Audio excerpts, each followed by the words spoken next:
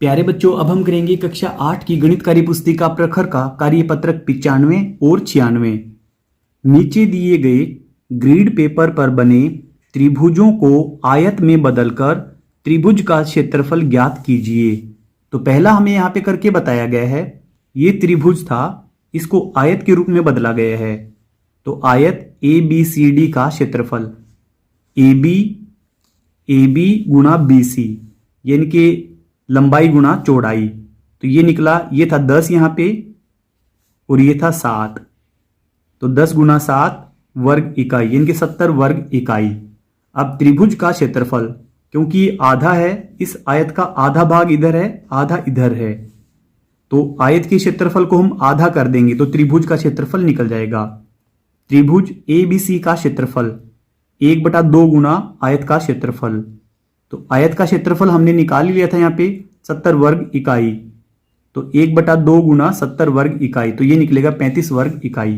अब पीछे वाले को हम हल करेंगे, तो यहां पर भी इसी प्रकार से हम नाम देंगे A B, यहां पर C नाम देंगे, यहां तक C और D।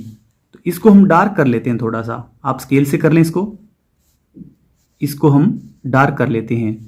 अब ये आयत बन गया है, अब इसको हल करेंगे।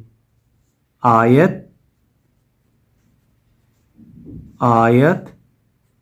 ABCD का क्षेत्रफल, ABCD का क्षेत्रफल, तो यह होगा AB गुणा BC।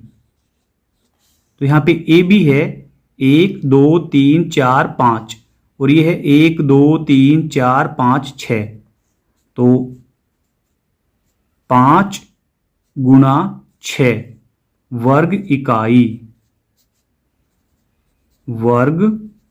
इकाई, तो 6 पंजे 5 छिके 30 वर्ग इकाई। अब हम इस त्रिभुज का क्षेत्रफल निकालेंगे। त्रिभुज ABD का क्षेत्रफल, तो यह होगा 1/2 और आयत का क्षेत्रफल,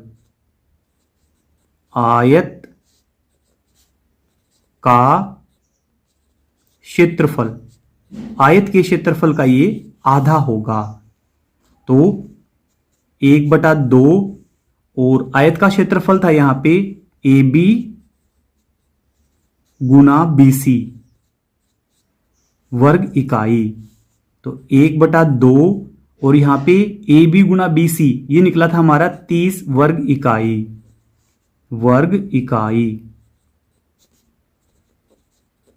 इकाई, इनकी 30 का आधा कर देंगे अब हम, तो ये निकलेगा 15 वर्ग इकाई। फिर इसी प्रकार से अब तीसरा है नीचे, यहां पर भी इसको भी हम आयत के रूप में बदल लेंगे। ये A, ये B, ये C और ये लाइन यहां तक आएगी, यहां तक, इसको हम D नाम दे देंगे। इसको आप अच्छे से स्केल की सहायता से सीधा कर लें, इसको डार्क कर लें, तो ये आयत बन गई है ABCD। तो हम उसी प्रकार से आयत ABCD का क्षेत्रफल,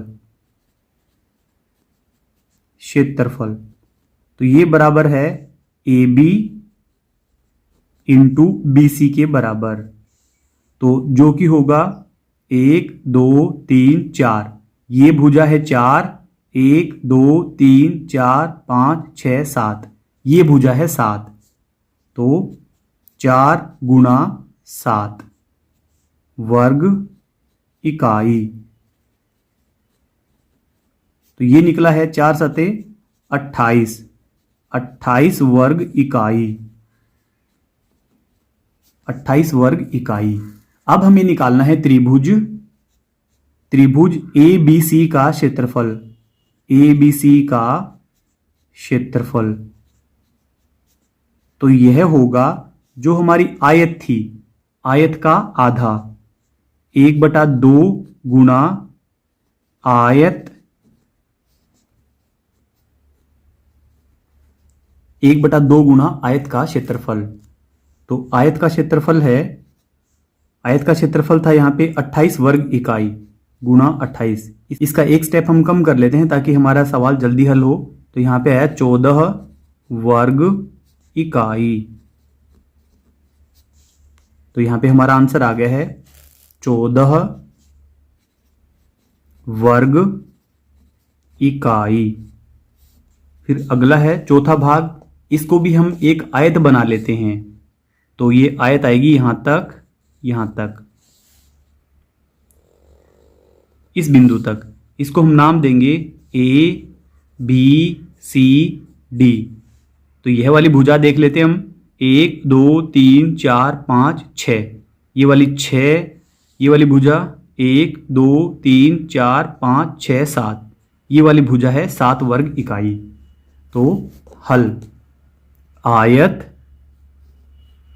आयत ABCD का क्षेत्रफल, ABCD का क्षेत्रफल। तो ये होगा AB into AC, AB into AC।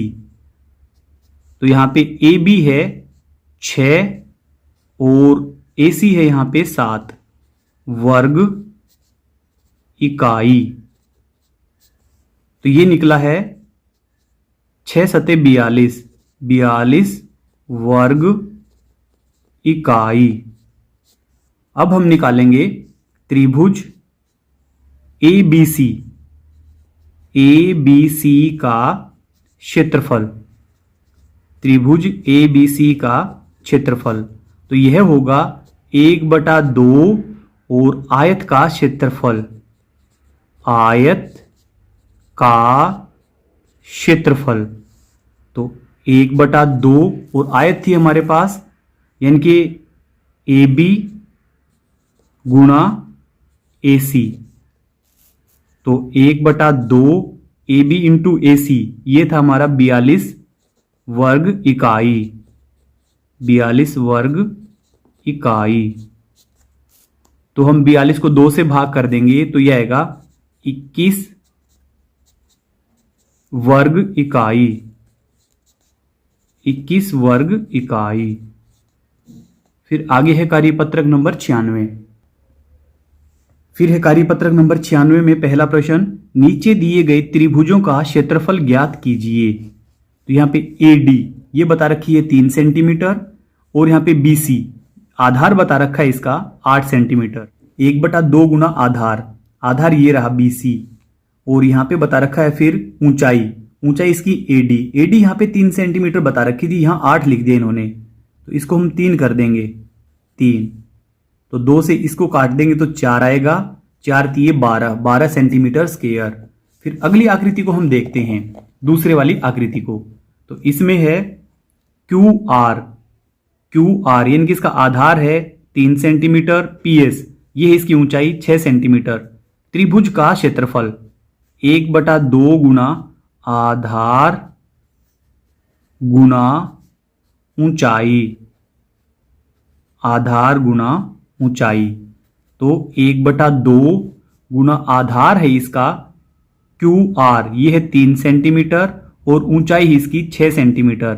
तो 2 से इसको भाग कर देंगे, ये आएगा 3, तो 3 3 9, यहां पे नीचे लिख लेंगे हम 9, ये सेंटीमीटर में है, सेंटीमीटर स्क्वायर। त्रिभुज का क्षेत्रफल तो 1/2 गुना आधार गुना ऊंचाई। तो इसका आधार है, आधार यानी कि ST ये 10 सेंटीमीटर है, और ऊंचाई RS ये 6 सेंटीमीटर है। तो इसको 2 से भाग कर देंगे हम, 2 3 6, तो 10 गुना 3, तो यह आया है 30 सेंटीमीटर स्क्वायर। 30 वर्ग सेंटीमीटर। फिर चौथी आकृति है यहाँ पे त्रिभुज का क्षेत्रफल। क्षेत्रफल हमें पहले से ही बता दिया, अब ऊंचाई बता दी इसने कि जो QS है, जो ऊंचाई है इसकी QS, ये है 8 सेंटीमीटर। और फिर आधार हमें बताना है, तो त्रिभुज का क्षेत्रफल होता है 1/2 गुना आधार, 1/2 गुना आधार गुना ऊंचाई। तो इसके अनुसार होगा 1/2 आधार, आधार यहां पे हमें निकालना ही है, आधार, और ऊंचाई हमें दे ही रखी है कि 8 सेंटीमीटर, और इसके बराबर में है 56 सेंटीमीटर स्क्वायर। अब हम यहां पे सिर्फ आधार को रखेंगे, बाकी सभी को हम दूसरी तरफ भेज देंगे।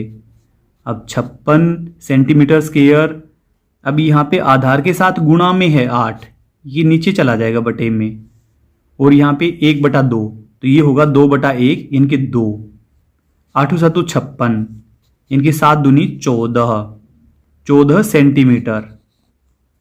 तो ये 14 सेंटीमीटर हमारा आधार निकल गया है। फिर अगला भाग इसका यहां पे बता रखा है त्रिभुज का क्षेत्रफल 250 वर्ग सेंटीमीटर। आधार हमें बता दिया कि 50 सेंटीमीटर है, इसमें हमें ऊंचाई बतानी है। सेम उसी प्रकार से उसमें हमने आधार निकाला था, इसमें हम ऊंचाई बताएंगे। त्रिभुज का क्षेत्रफल, त्रिभुज का क्षेत्रफल होता है 1/2 गुना आधार गुना ऊंचाई। तो 1/2 गुना आधार, आधार तो हमें बता ही रखा अब की बार 50 सेंटीमीटर, और ऊंचाई, ये सब बराबर है 250 वर्ग सेंटीमीटर के। तो यहां पे ऊंचाई को ही रखेंगे हम, सिर्फ ऊंचाई को यहां पे रखेंगे, बाकी सभी को हम दूसरी तरफ भेज देंगे। तो 250, अब यहां पे गुणा में है तो ये बटे में आएगा 50, अब ये 1/2 यहां पे आके होगा 2, अब 50 से इसको डिवाइड कर देंगे हम, तो ये आएगा 5 दूनी 10 सेंटीमीटर। इस वीडियो के डिस्क्रिप्शन में आपको मिलेगा हिंदी, गणित और अंग्रेजी तीनों विषय की वर्कबुक का लिंक पर क्लिक करके आप पूरी वर्कबुक का हल एक साथ देख सकते हैं। अगर आपको हमारी वीडियो अच्छी लगती है तो चैनल को सब्सक्राइब जरूर कर लें। Thank you.